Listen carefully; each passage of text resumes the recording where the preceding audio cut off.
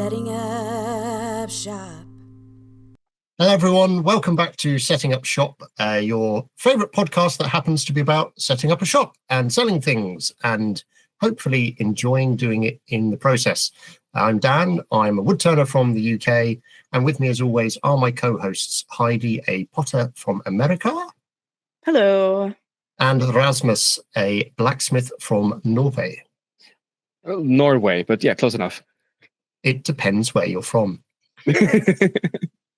So this week, this episode, we are going to be talking about purposeful marketing, something which, if you've managed to find our Instagram page, website, and any of the other ways we're supposed to be talking about ourselves, you would imagine is massively lacking in our expertise and areas of knowledge. And you'd be wrong. It's just that we've been incredibly lazy, or more specifically, I've been incredibly lazy, and I have not prioritized doing any of our own things. Hopefully that will have changed by the time this episode comes out. But yes, in the meantime, we're going to discuss a couple of things. We're going to break it down into sections. We're going to talk about marketing for events, marketing to liquidate stock or assets, and marketing for growth as well. So it should be an interesting topic. We have some anecdotal evidence. We have some current situations going on, particularly with Rasmus, and we can just have some good old chats about this, which will hopefully be both helpful and entertaining. Although for some reason this episode I seem to put the wrong teeth in, so it may well go completely astray, and we'll wait and see what happens. Oh Lord. He can't help you. First of all, marketing for an event. We're going to talk about the fact that Rasmus, at the time of this recording, is it tomorrow your event, Rasmus? Yes. Did you say? I was only half listening in the pre-show chat. Sorry, I was scribbling notes and thinking about cheese. We have got, or you've got an event happening tomorrow, which you've only done once before, if I remember rightly. Yes. And that is, he has got his now soon to be biannual, annual, twice a yearly open day at his forge. Where he literally has the doors open and invites people to come round, maybe have a go at forging for free, and see his stuff, see what he's about, and just kind of, I don't know, I may be making this all up. What is the event about, Raz? Why don't you tell us? Well, it's a fair bit of that. From doing a lot of teaching, I've every so often have students ask me like, "Oh, this is really fun. Where can we do this more often?" And kind of I just have to be shrugging and go like, I don't fully know. I mean, I have this space, but I am often busy on the weekends. But every now and again, I manage to sort of find the weekend here and there.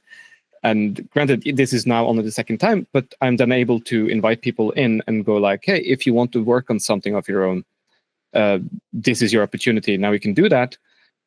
And then I also open it up to the local community and hoping that maybe I get some other people interested in the craft. Maybe they have a go, or even better, they just show up and want to buy things from me, especially now that we are approaching Christmas. Okay.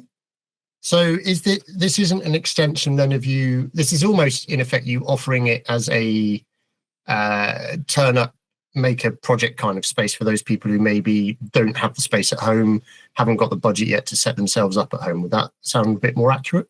Yeah, I have been wanting to, and I still dream of having enough of a space, and maybe as a part of that, a permanent teaching studio where I can consistently invite or have people show up and work on their own things and not sort of interfere with my space and what I need to get done.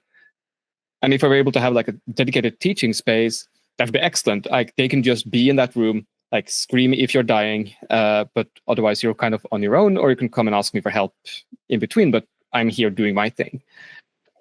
But then I haven't had like the physical space enough to have that separation, especially if I'm supposed to be welding things. Like you can't be another person in the room because either the welding glare will get you or all the fumes will after a while, even though I have a breathing mask on and there's a fan on, but it still kind of fills the room after a bit. So it's one of those, I want this to be a permanent thing in the future, but I don't have the space, but I can do a little bit of something. Yes. Yeah, no, that makes sense. And you're fortunate enough that you have a reasonable enough size space that you could have people in there at any one moment in time. So from this point of view, then, how have you marketed for this event? Because the initial one, I believe you said, was requested. So from a Yeah. the demands there. So how have you then marketed it? I've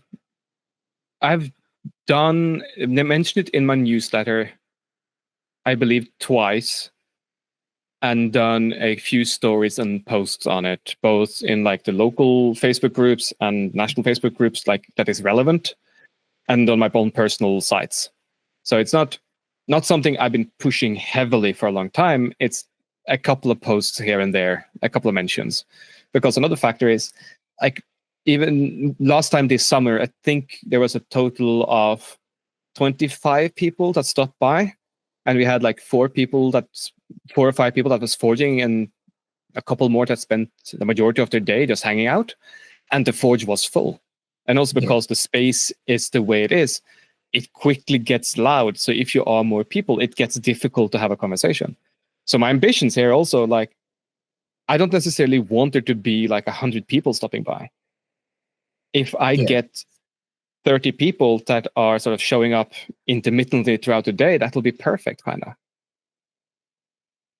Yeah, no, that makes sense. And I think it's certainly worth noting for this particular type of event, you're full-time doing this. You've got a physical place that you go to. It's set up for your production work and for everything you're doing. So, and knowing you like we do, there's a good chance that you'd be in there on a Saturday at some point anyway, if you've got projects on and that kind of stuff. Yeah. So to say, hey, I've got an open day, it's between whatever hours, let's say 10 and 4, I'll be in the shop, pop round. If no one turns up, that doesn't actually necessarily affect you in a negative way.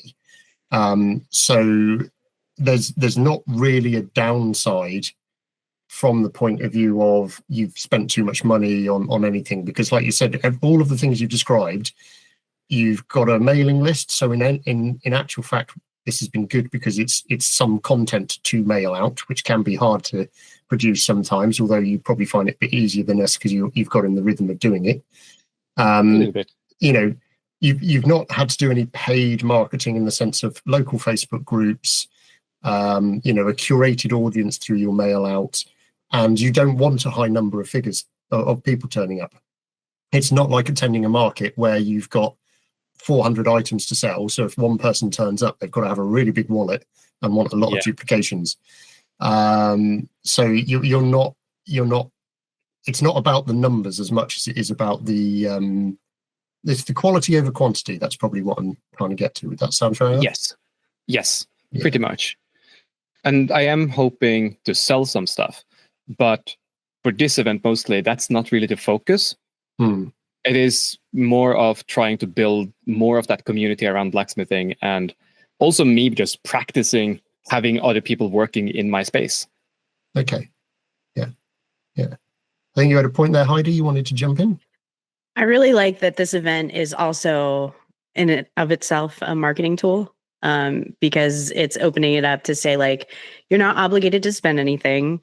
You're not even obligated to have to try it. You can just come and see what it's about, and you can meet me as a person and see what I'm about. And, that's a lot different than having, some of the things that Dan was describing of like having expenses where you're, putting out food and beverage, and you've hired a DJ or those kind of things to make it more of like a ruckus event.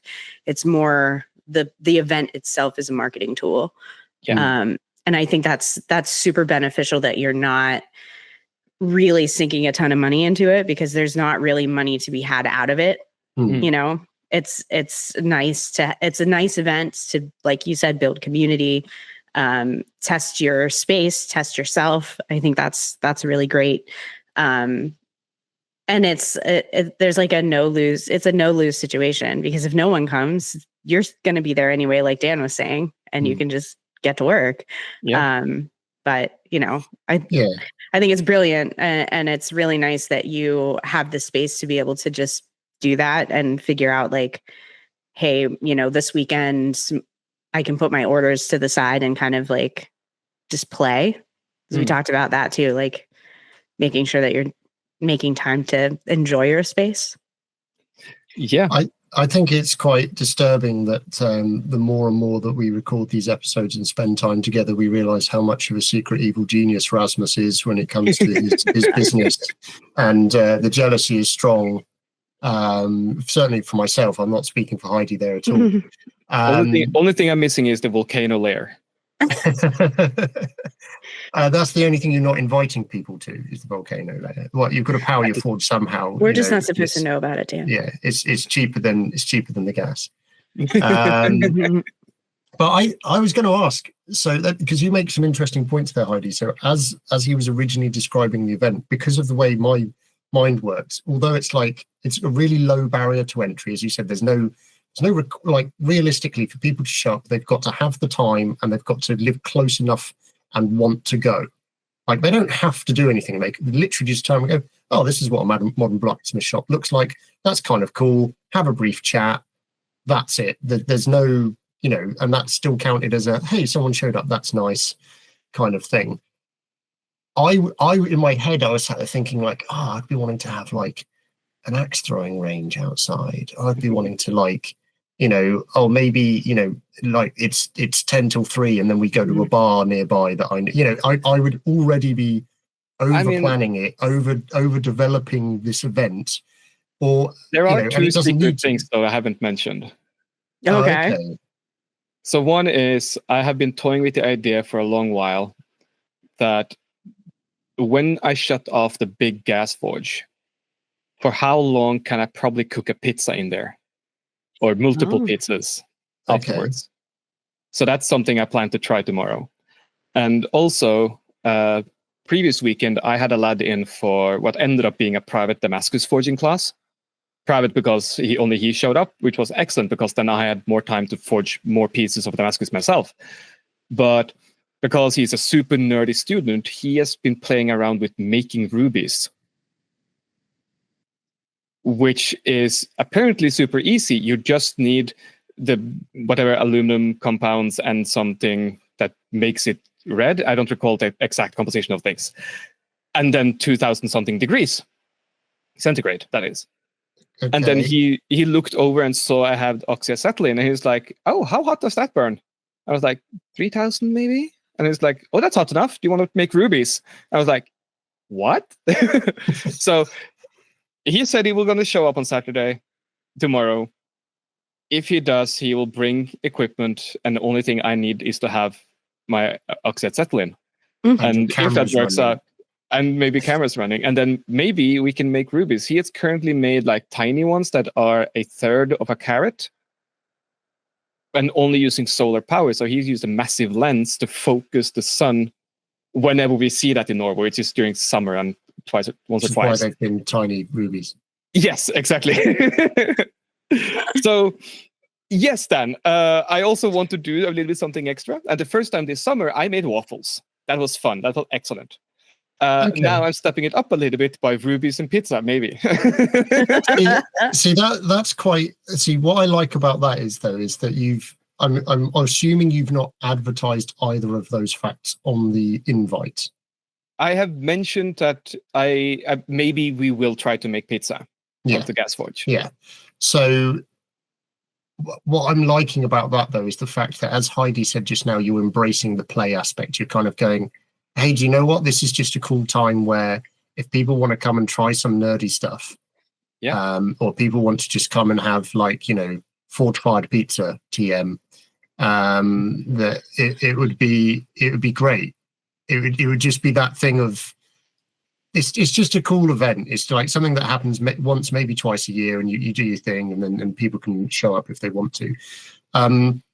Because what I was actually going to suggest, and having an ulterior motive here, is that maybe what you should do for the next one is actually advertise, I will have anvils for sale and tongs for sale and vices for sale, and get that stuff out of storage if it's still there, and cleaned up and pre-priced up and ready, or even packaged up of, hey, leg vice, anvil and set of tongs for X price. kind of thing. So you've got people who will come for the open 40 bit, but you've also got people who will come because they just want to buy the thing and then go, oh, you mean you are actually a blacksmith? This isn't just a selling thing.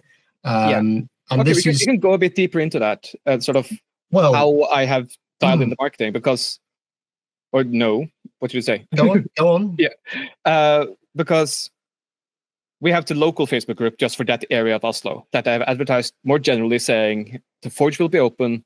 Stop by if you just want to have a look, or if you want to try blacksmithing. If you want to get a head start on Christmas gift, that would be excellent. We have hand forged goodies, kind of. That's like the extent and tone of my marketing message to them. There's then 3 other Facebook groups that I will market to depending on what I have for sale. One is the blacksmithing group, where I have mentioned anvils, leg visors, and the fire bricks. I don't have hand tools or tongs for sale at the moment, although I occasionally sell to the students because I can easily make extra. I just haven't made enough for it to be a regular thing. But like also like sticks of steel, materials, whatever, all of that.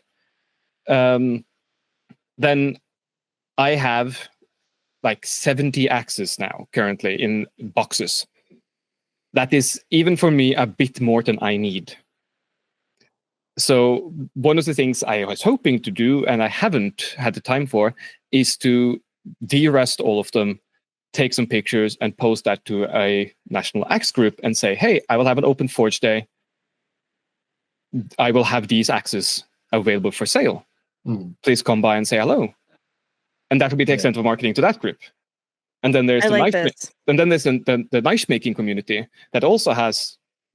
There's a couple of groups. There's one big one for like custom and handmade knives. Granted, again, I haven't had the time to make a lot of finished knives with handles and sheets, and I also haven't had the time to forge up a new batch of knife blades.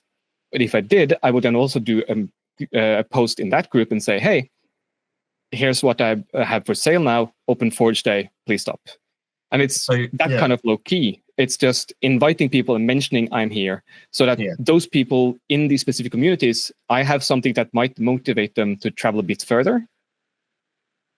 But for the local group, it's just like, if you happen to walk by, it would be nice to stop by. So it's a slight twist on the event, and it moves nicely into the topic about marketing to liquidate. Yes, as well.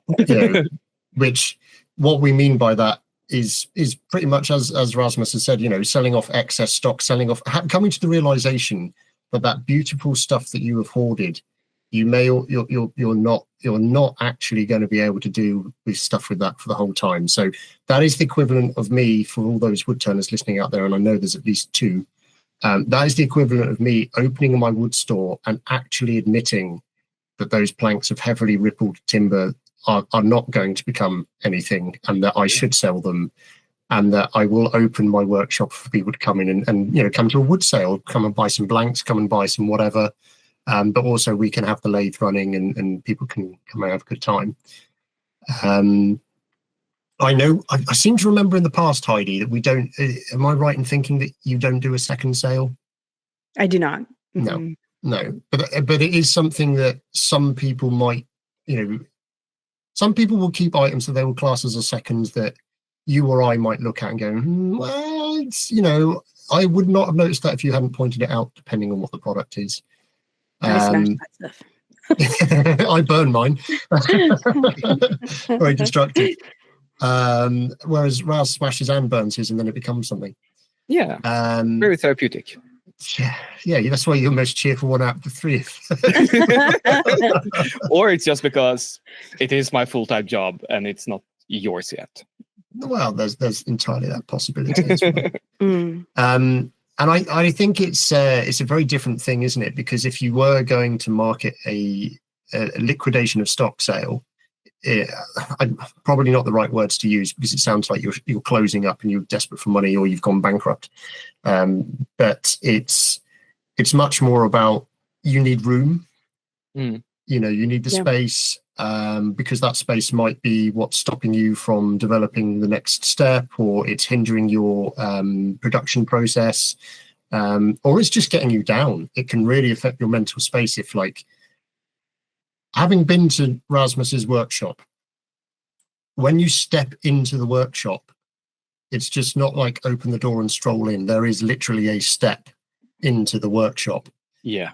And if something was in just the wrong place, that you bashed your shin against it every morning when you walked in, but there was also no room to put it somewhere else, that would be quite frustrating over a long period of time. And that would probably be the first thing on my list to go on. Right, well, this needs to be sold. Mm-hmm. And, you know, moving things on. I once had a number of items that I got from buying up someone's old workshop. And one of them was a gorgeous 1950s or 60s air compressor. And it was specifically for airbrushes for cars. Ooh. And so it was a low pressure air compressor, but it was a lovely yellow tank that was on its own like red trolley, and it was like had the retro kind of look to it. Rusted to hell, very little of original paint left. The hoses pretty much perished on it and everything else. I'm a wood turner. I don't play with color. I've never airbrushed. It's not a thing I ever want to do. But I had this thing in my shop for like 8 months, and it was in the way, but it was on wheels, so it was okay. I kept moving it out of the way. And I was determined that I was going to either give it to someone who was going to make use of it, but the people I offered it to weren't really interested. They already had kit, which is fair enough. And I ended up giving it away, despite the fact that I still feel it had value to it that, you know, the right person would have paid for. But it was just in my way in the end. And it was just that thing where I suddenly had that wake up moment, and I realized I was keeping a lot of things because they were cool, which is fine if you've got space and they don't hinder your development and your work and everything else. So I think there's definitely an element of a reality check when it comes to selling the excess stock. Like you said, Rasmus, you know, you've got 70 axes. Yeah. You know, and you might not have realized you had that many until at one point you suddenly went, hang on a minute, I've got a box over there, and then there's a bucket of some there, and then I'm just going to count. I've probably got 30, and then by the time you got to 50, you were like, hang on a minute, like how many do I actually have here, and how many of these are actually worth anything? And all of that kind of stuff. It's been a few moments of, there's this like a small local auction of like a lot of axes. Mm-hmm. Some of them are beat up, but I can probably fix them, and I get them for like 10 quid each or something like that. Yeah. And it's like, cool. And then you do that for a few years, and you pass on a few, you sell a couple here, and then suddenly you still have like just a lot of them. And it's like, oh, right. And now space is becoming a premium. And I don't really chop wood that often, and I want to move on to make more axes for myself. So like I actually have a surplus of axes at this point. Yeah. What would you class as something that you would move on, Heidi? Is there like would it be a particular pattern or design, or is it something you would do? Yeah, I mean, like seasonally, I make specific things that are Halloween or Christmas or just like harvest. So like maybe at the end of that season, I don't want, like, maybe I didn't sell well, or I made too many because I thought that I'd sell more. I would possibly do something like just a quick QR code, discount. Like you click on this QR code, you get a discount code, and then you can go on my website and purchase it at 50%, something like that. So you do quite a hefty discount then. Yeah. Or in some cases, it's I have to make excess of orders. So say like a coffee company comes to me and says, I want 100 pieces. I have to make at least like 10 extra, if not more, depending on the complexity of the piece, to make sure, it survives all the way through the entire process. So I might be left with the entire allotment of items that I had made as a just in case. And then I've got this like just random bundle of a bunch of different local coffee shop mugs. And I'm like, well, I need to I need to get rid of them somehow. And, some places they accept donations, around the holidays, they'll like resell stuff like a Goodwill kind of situation. Yeah. But in other ways, like I will just take them to work and put them on a table and say like, free to whomever. I don't feel right about taking someone else's like logo and reselling it on my shop or anything, but I will, give those things away as long as, they're still functional. But I remember a time that I made a bunch of apple bakers. I just really liked making them, and that was a me problem. They were just really fun to make. They're a bowl with a spike in the middle, and you core an apple, you put it on the bowl, and then you put it in the oven, and you like put cinnamon and sugar on top of the apple, and it makes it like it's a crustless apple pie, basically. And I thought they were super cool. Like a lot of people really like them, but as a sellable item, like most people don't want a piece of pottery that they can't use daily, or like, it's just hard to store. So I made way too many of them. And then I was just like, okay, well, they're taking up so much space because they are bowls and they have this spiky thing, so they can't stack. So that like storage wise, they're just a pain in the butt. So I did like the discount code situation. I got rid of a good number of them. So I still had a few, on my table. And then I just had like it wasn't a seconds table. It was just like a discontinuing table, and where, I offered the same deal, or I did like a 2 for like a BOGO kind of situation. And I got rid of them all. And then I got obsessed with making batter bowls. I'm sensing a trend here. Yeah. Like when, I don't know if you guys are like this, but like when you find this new technique. No, not at all. Never happened. No, and then you just want to keep doing the technique until, I know completely when to move on. And not, and I never use it to procrastinate from doing paid work that I've got a time limit on at all. Never happens. Yeah. So that was my next thing that I like made way too many of, because I was just like super excited for this new thing. And I think the next thing is going to be these bacon cookers that you put in the microwave. They're basically like a bowl with a tall cylinder with kind of a wavy rim, and then you drape the bacon over, and then you put it in the microwave oven, and all of the grease flows down into the catch basin. Oh, okay. Yeah. But it makes perfect bacon. And I know that that's going to be the next thing that I get obsessed over. So like I'll do a run of prototypes just until I can really perfect the form and understand how I need to glaze it and everything. So although they're not seconds, they are prototypes. So I might do like a prototype sale. Like, hey, these aren't exactly where they ended up. Maybe I decided to change the glaze or whatever, but like there's a limited number of these that aren't perfected. So that would be another liquidation. So there's the stuff that's like overstocked, where I got a little too crazy with batter bowls and apple bakers. And then there's the prototype lot, which I just explained. And then there's the overflow from, making preemptive pieces to make sure that I can fulfill an order. But as far as like pottery equipment, like what Rasmus has for the blacksmith, I don't have any extra equipment. I don't hoard it. I don't like get offered it, at least not right now. So like, it's not a concern that I have, but I could imagine if I were in a space where there wasn't a local supply company, that I would feel tempted to become that supplier. Like I would sell glaze, like I would buy truckloads of bulk. Have a storage facility. Then I get the discount, but then I can also resell to other local people.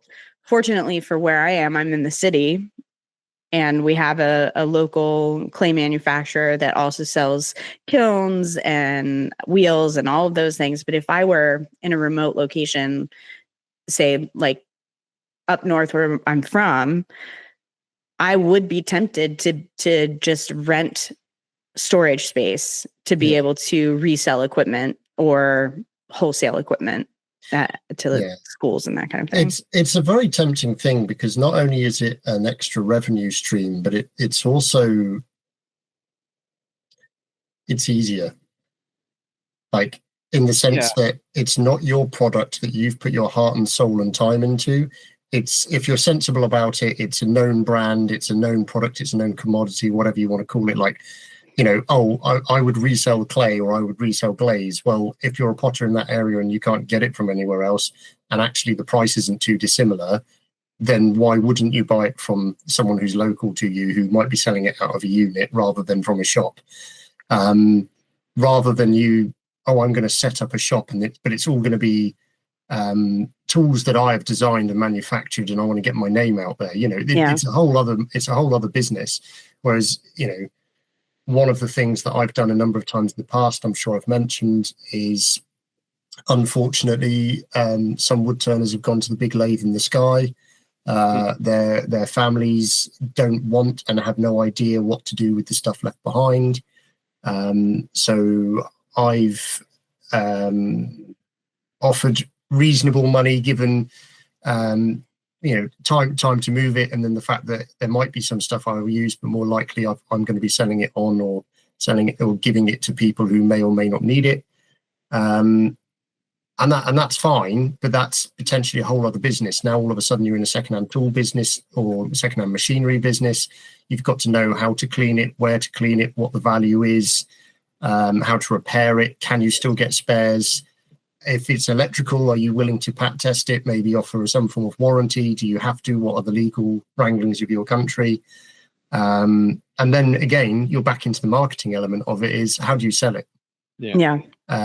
You know, 2 years ago when I was doing a lot of that, Facebook Marketplace, fantastic. For sure. You know, you list a machine or an item on there, within an hour, you would have had 10 responses from people, 3 of whom were serious. And you could have conversations, and within 2 days, maybe 3 days, maybe a week tops, you'd sold whatever you'd done. And it was all down to take a good photo, put a proper description in there with the correct keywords, make it clear you know what you're talking about, make it really obvious what you expect, where it is, you know, where is it, what is it, when is it available, how much is it, and all that kind of stuff. And you could make reasonable turnover. Wouldn't necessarily say a living out of it. You'd have to work really hard for that, but you could make reasonable turnover out of it.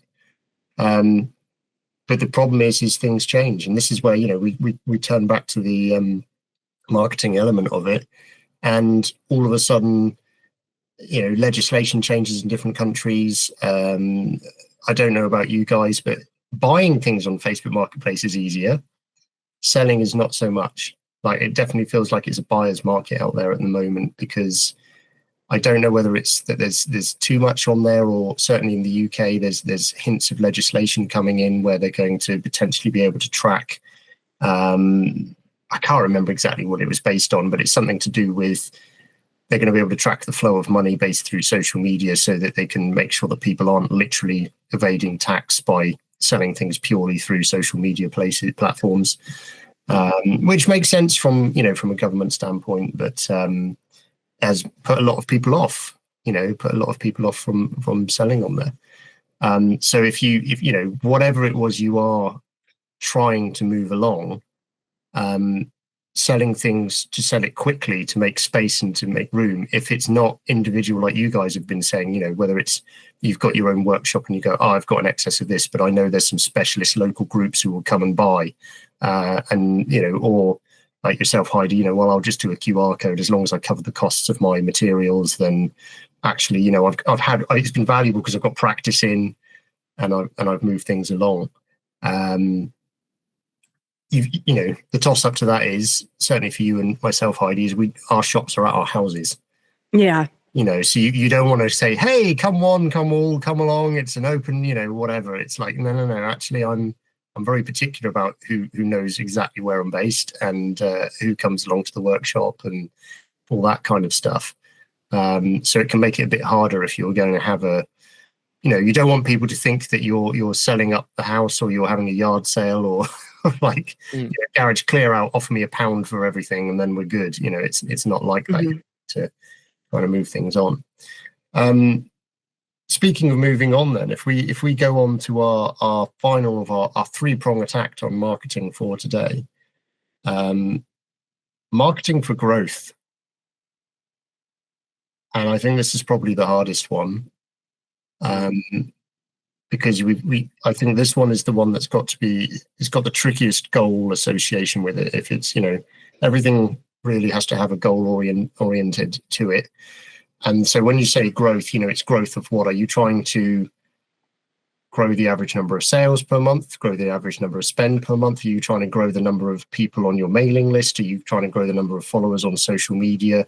All of which have their own sort of little idiosyncrasies and kind of things about it.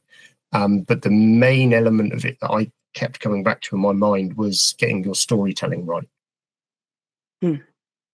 I don't know if you necessarily both agree with that, but I think it's what I mean by that specifically isn't that you are making things up, but the story of you and your journey and your brand or your business and what you're doing and being consistent with it. Or if you're not consistent, if you're having a major shift, explaining why there's a major shift, not just doing it and expecting people who have been with you from the beginning to be still happy about it and continue with that journey.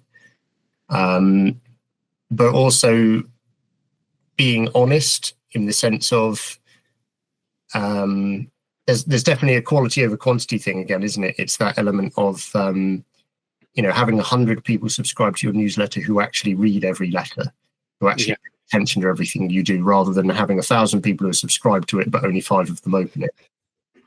Aren't always everything. What are your thoughts on that, guys? I know we've covered some of this before, but as the master of the newsletter there, Rasmus, what would you offer out on the marketing for growth element? Like, have you ever consciously gone out and tried to grow the numbers for your newsletter? Yes, I have. It depends though. I don't tend to focus on growing anything specifically, aside from trying to be consistent about what I'm posting, like consistent quality and consistent message in that sense. And also vaguely consistent on the timing of it. My newsletter, sometimes it goes 2-3 months before I send out something. Other times I try to send out every single month. If there's something big, I might pay extra because of the plan I got and push out an extra one just a couple of weeks after, but that's pretty rare. Yeah. More often than not, I try to only say something when I have something to say, but I try to find something good to say as often as possible. Yeah. So it's not what we talked about earlier, where like you shouldn't post things or say something just to fill the air. Yeah. You should have something concrete to show, but every once in a while, that thing, at least in my business, it seems like a lot of people just find it fascinating to see what I am working on, and maybe some thoughts about why I'm doing specifically this thing. So if I'm working on a couple of knives, it's like, okay, here's what I've been focusing on in the production of these knives. I've been trying to use this tool, or trying to figure out this technique a bit better. Or like last time I made a shit ton of knives, it was just, I need practice doing this on the power hammer. I need to figure out how I can use the power hammer better and more efficiently. And I just posted a couple of pictures and I showed a bit of that.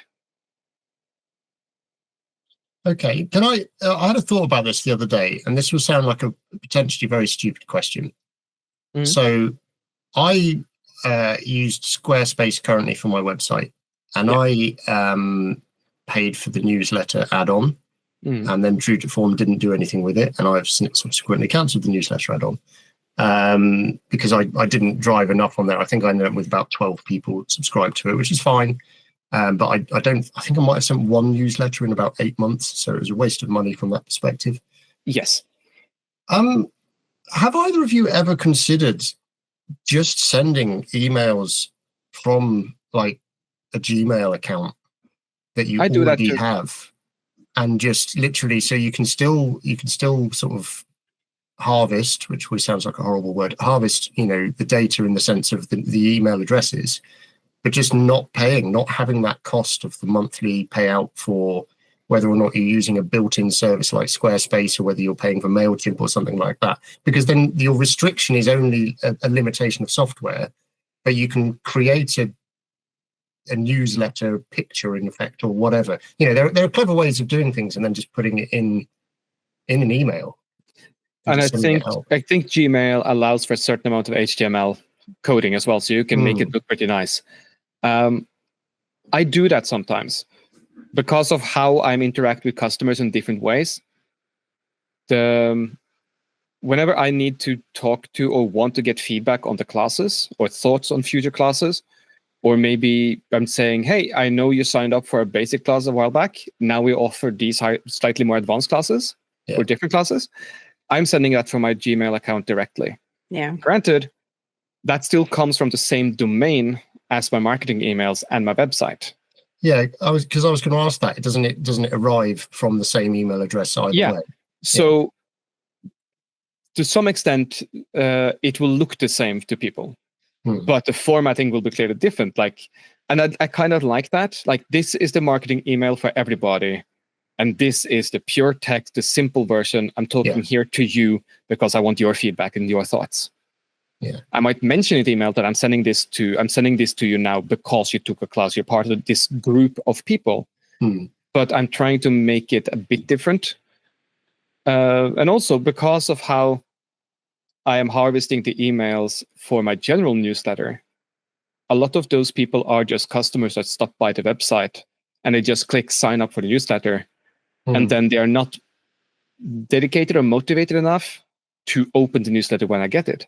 So the last few newsletters, the open percentage have been dropping a fair bit because more and more people have signed up for the newsletter just through the checkout.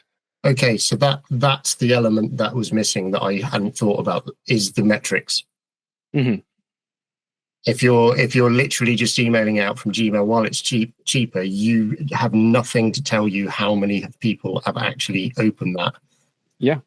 And whether or not they've got a click-through rate or anything like that. So that's realistically what you're paying for. So hopefully even that on its own has been valuable to some people listening in, because I was genuinely sat there going like, hang on a minute, why would I be paying X amount per month for software that I've got to then learn how to use? I'm not a technophobe, but I don't use it enough to be good with it.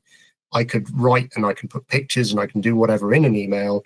I can still blind copy people in so that people don't, there's no data violation on sharing other people's email addresses. It's a cost saving, but the trade-off to that cost saving is the fact that you have absolutely no idea if people are actually opening and reading that data. So you're in effect screaming into the void and hoping that something's going to answer you back. Yes, even though that sounds slightly disturbing now. Well, undercurrent of anger through everything I do. What can I say? Yeah. But just on the whole analytics thing. So from my most recent newsletter, I sent out and delivered 440 new emails. 136 opened them and 25 clicked on something. Out of those 25, 11 of them clicked on the Axe class I will be having Joe of Thornwood Forge over for in February. Nice. And that clearly tells me that, I hit something here. People are interested in this. And I have had... Yeah, it's called Joe. It's called Handsome Joe is what they're interested in, Raz. You're using certain things to sell product here. You've got to be careful. I didn't put his face in the newsletter, though. Maybe I should have. Maybe that would double the rate there. But so I can just quickly then see okay, but the open rate, I get nearly a third. That seems all right. And out of them, a fifth is clicking on something. That means that, okay, there's at least 25 people who spent a fair amount of time reading most of what I wrote. I imagine. And then I can look through the analytics and I can see which of the links did people click on. And I can see okay, this thing seems to be resonating with people to some extent. And that helps. It doesn't give me anything concrete, but I feel like it helps tell me about what people find interesting about the thing I wrote. Yeah. Do you find, Heidi, from the point of view, we're focusing again on, we're trying to do growth. Let's say we're trying to aim for growth of numbers on social media, which is in some ways a ridiculous statistic because we know that there are quite a few tricks for doing that. But I'm trying to think of what's the term? I want to call it like green acre content. That's not the term. It's something Evergreen. green, something evergreen content. There was a green in there somewhere. Green arrow content, whatever you like. Do you think that seasonality plays much into it? Because you've been really good at like whenever there is a shift to autumn or whatever. I'm not talking about like Halloween, Christmas type stuff, but just the general kind of, hey, now it's summertime, so everything tends to be a lot smilier, bright, cheerful, all of that kind of stuff. Autumn, it's like, okay, we're going for autumnal colors and themes and whatever.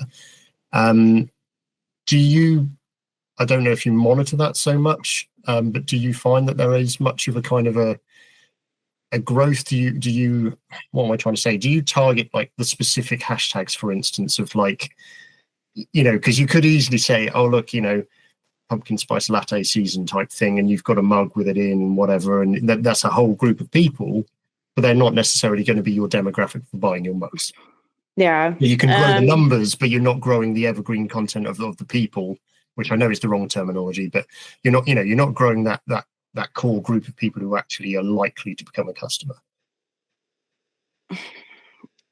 Well, I would say like when it comes to my newsletters, it's re-engaging with existing customers. Yeah.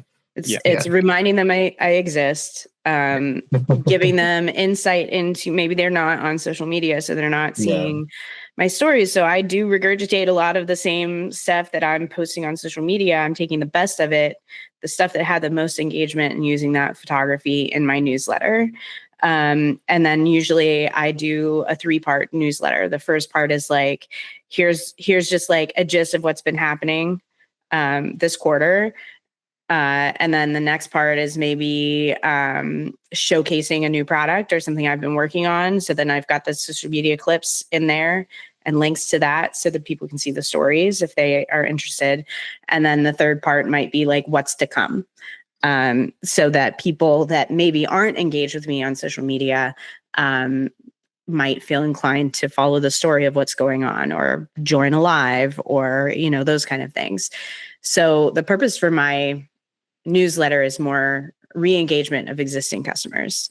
When I talk about growth marketing, I'm looking for people that either have never heard of me before or didn't realize that I offered some things other than my website catalog, right? Okay. So when I look at growth, right now, I am not promoting the small batch work to new opportunity clientele.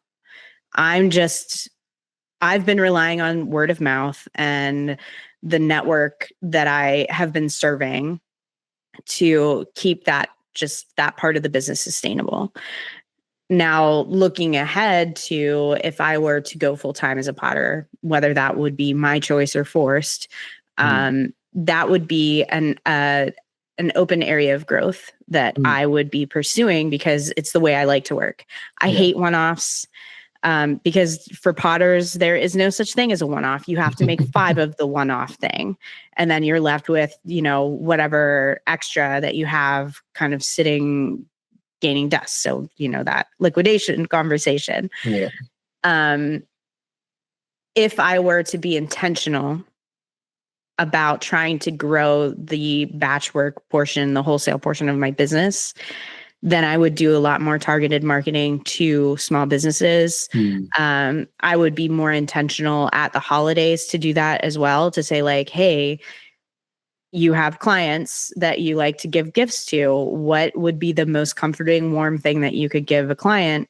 A bag of coffee and a mug with your logo on it, So like there's that joint opportunity of partnering with a coffee maker, like a brewmaster down the road from me called 19 Coffee Company. I do a lot of work with them. They push my work. I push their work. It's a very, it's a really good partnership. Yeah. they introduce their clients to me. And sometimes, like, if I'm going to deliver mugs, I might reach out to them and say, hey, do you need me to deliver some coffee? Because they're right up the street. Yeah. But I think if I were looking at marketing for growth, that would be the place where I would need to really look at, how do I do that? And to me, that marketing would look like some social media marketing that I would pay for, obviously, so that it would reach more people than just are already subscribed to me. I would focus on more hashtags about small business and, partnership and growth.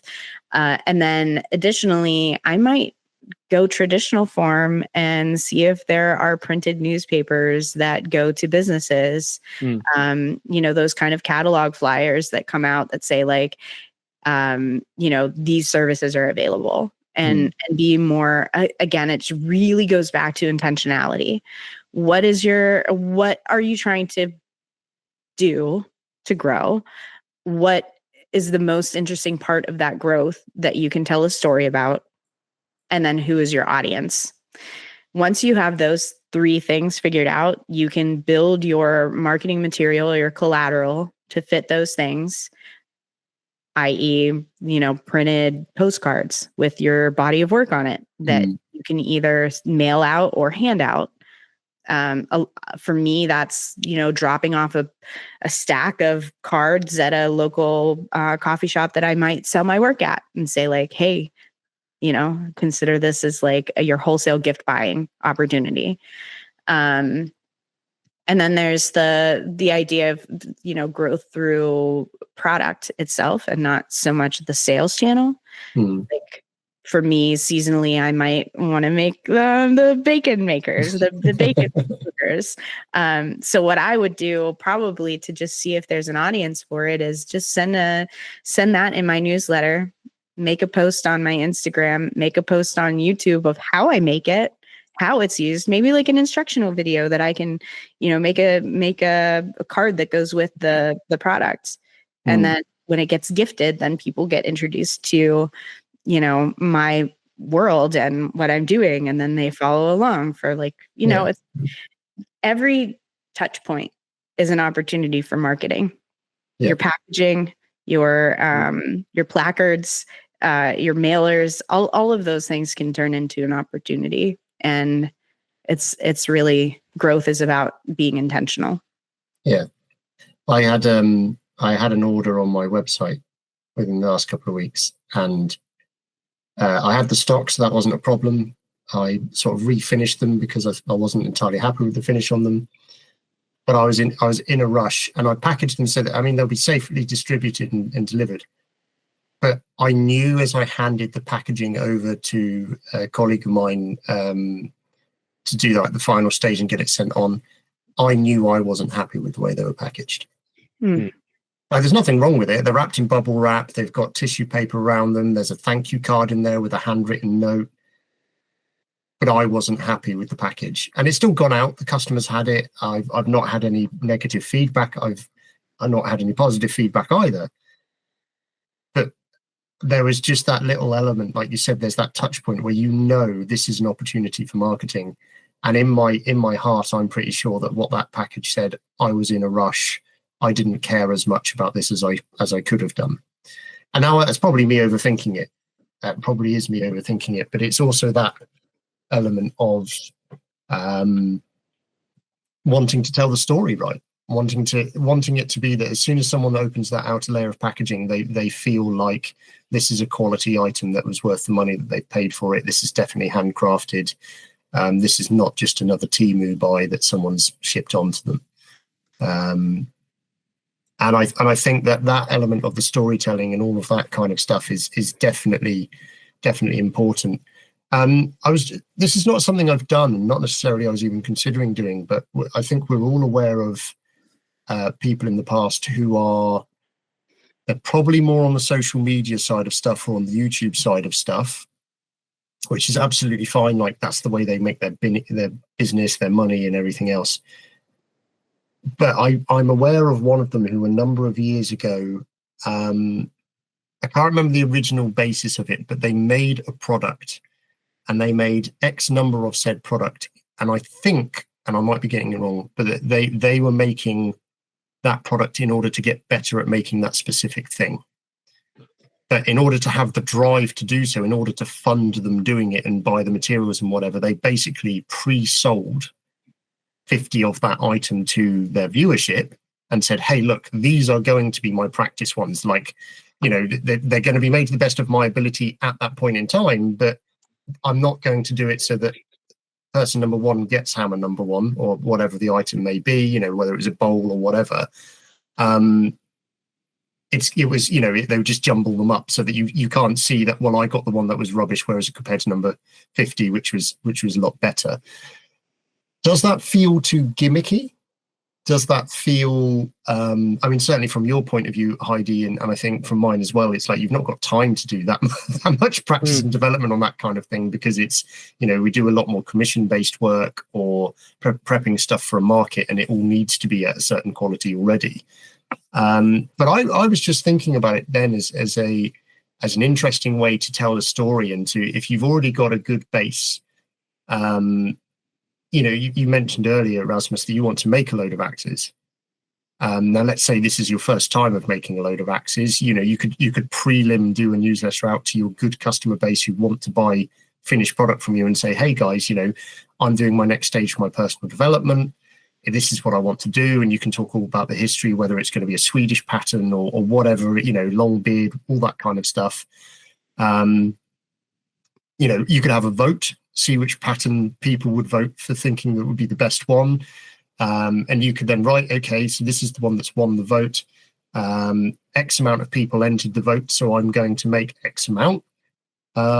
But I'm going to give you guys the first opportunity to buy them. Does, you know, is that something that is too specific, is too kind of, do you see what I'm getting at? It can feel gimmicky.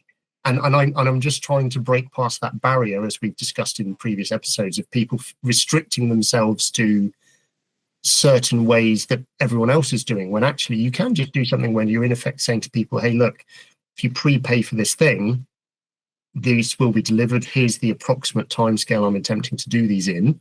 You know, you've got to be upfront and honest. Maybe you just take a deposit, whatever. But it's not a Kickstarter. You know, this is the important thing. You're not inventing a brand new product. They're buying into you and kind of whatever. You're not necessarily using it to fund to buy the materials or whatever. It's just kind of that incentive to make you finish the project for that personal growth. I think it's almost the same as doing a Kickstarter if you are doing something that is very new to you. Okay. Because, like, take the example of Axis, because it is a fairly good one.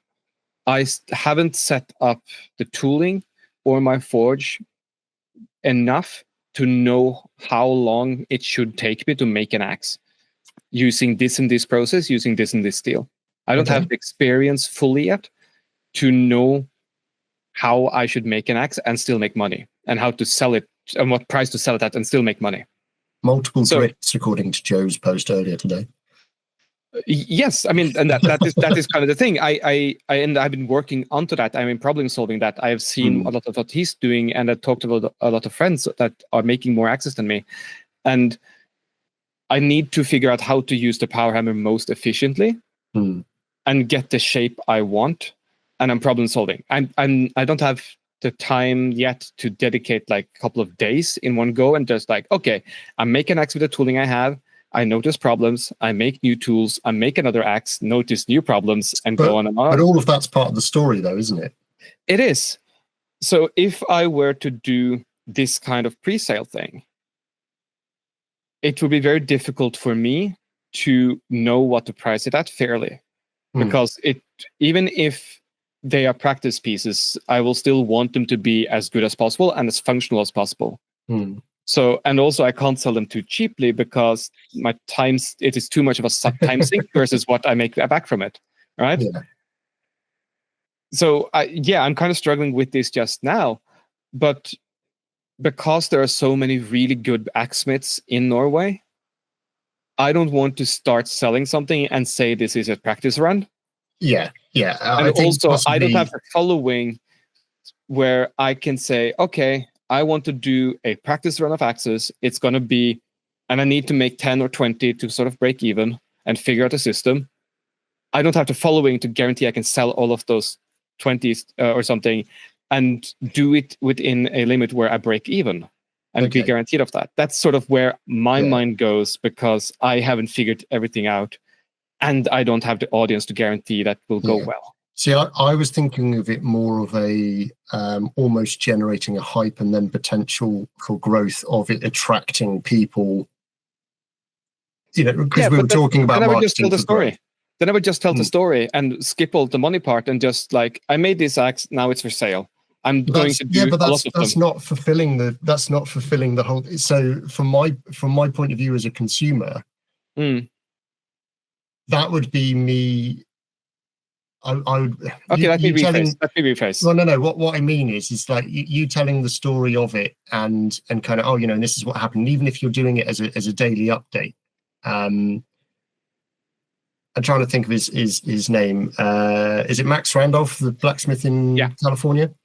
So he tells his story of making the tree or whatever it is he's been making, right?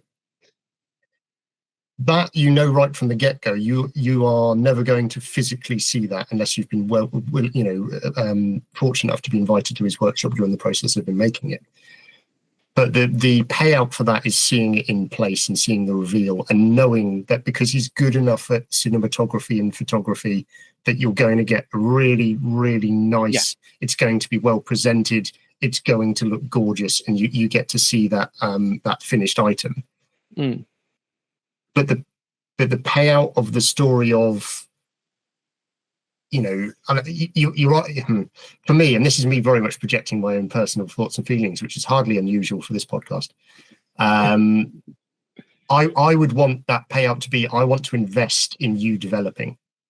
Like if you're making, let's say you're making 20 axe heads and you've come right at the beginning and say, okay, this is the story and this is me moving on. And it's not because you need the money. It's not because you can't do it unless you've had the money there, but it's the whole Kickstarter model. People want to put the money in the things they want to see you succeed. Yes, they want the reward from it. I think that's starting to move into like the difference between being a professional and being an amateur. Okay. Ooh, so if you are not skilled yet in your chosen craft to where, it may only take you 10 attempts to like get something that you're like, this is good. I know my process. I'm going. It might take you 100 attempts to get there. You're more at an amateur level where selling the story and selling your growth is more important than the end product. But if you're a professional and you want to sell a really good quality tool and that's what you're building your name off of, then you're not going to go onto social media and ask for funding to do what you're doing. So it's like really it comes down to where are you at in your journey and what is the quality of your finished good? Does the finished good tell enough of the story that it's a quality product? Or are you selling your experience? Like, are you selling your story or are you selling a product? I think that's actually, quote unquote, my issue with that model. That's probably what I was underlying trying to work out and get to. Yeah. As is always the case, I need to talk everything through and then have a voice of reason. Yeah. More often than not, it's Heidi. And then the American comes in and thinks they know everything. Yeah, because I very much like to use the story as a marketing tool. Yeah. I want to show that I am human too, that I'm still learning. I've noticed that every time I've skipped one of your TikTok videos. Thank you, I think. But yeah, I like to tell the story of why and how I'm making something. Yeah. But I don't want to have that be in the same conversation as why I'm selling something. I like that. Yeah. Yeah, that's a really good defining line to have. Yeah, absolutely. Because I can talk to other people who know enough about the craft and say like, and I have done that with a couple of times where like, and people wanted to buy some of my practice pieces. And I was like, no, I'm keeping this one for myself because I like it, despite it being a practice piece.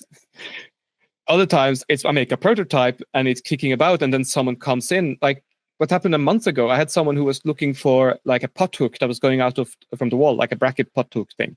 Make sense? I had a prototype kicking around for ages that I made just as a practice piece, as a demo for a client, and they went with something else. And he was starting to describe something, and I was like, hold on a second. And I went like almost literally over to a bucket, pull this piece out and say, is this what you're thinking of? And he was like, yes, that's pretty much exactly it. Here you go. Yeah. And that's like, let me just polish it up for you. Yeah, like pretty much like this was untreated. It wasn't in a scrap bucket. It was in a bucket of prototypes. It was in, it looked nicer than that. Yeah. But it was exactly one of those things of, okay, I'm more than happy to sell you this thing because it actually solves your issue right here and now. Yeah.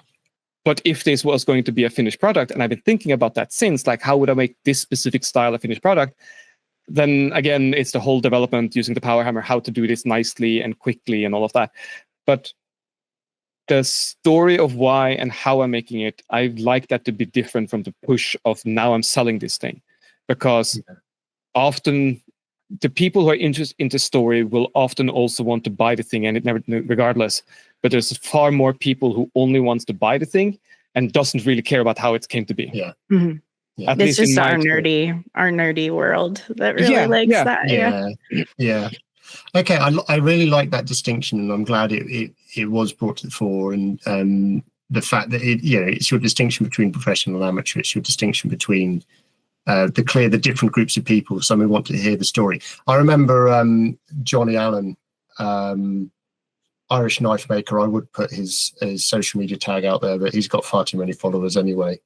Nobody likes him. And he, he was very good to me right at the beginning when I asked some advice on. That doesn't sound like him. I probably shouldn't be kissing him like this, but it's fun. Well, there's a story there that you may not have heard. Okay. He was very good to me right at the beginning when I was starting my Bevelwood page, and I was trying to work out the sort of the feel and the tone of the content. And I asked him a few questions about it, and he was very clear at that point in time. So this is a few years ago now, and things may have changed. But he said, no one wants to see you make the product on your Bevelwood page. Yeah. Your Bevelwood page is about the pretty picture of the finished product. The people who are buying from you are not the people who want to know how it was made. The people who want to know how it was made are us other nerdy people who make things. Like, we aren't customers, even though some of us may occasionally buy a piece from you. We are friends. We are like-minded people.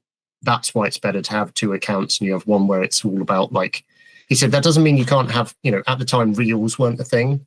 So, when they became a thing, there's nothing wrong with showing like snippets of process, but you're not sat there going, this started out as a piece of tree and but that was the thing of pretty pictures. Instagram's a magazine. People flick through magazine and go, oh, that's nice.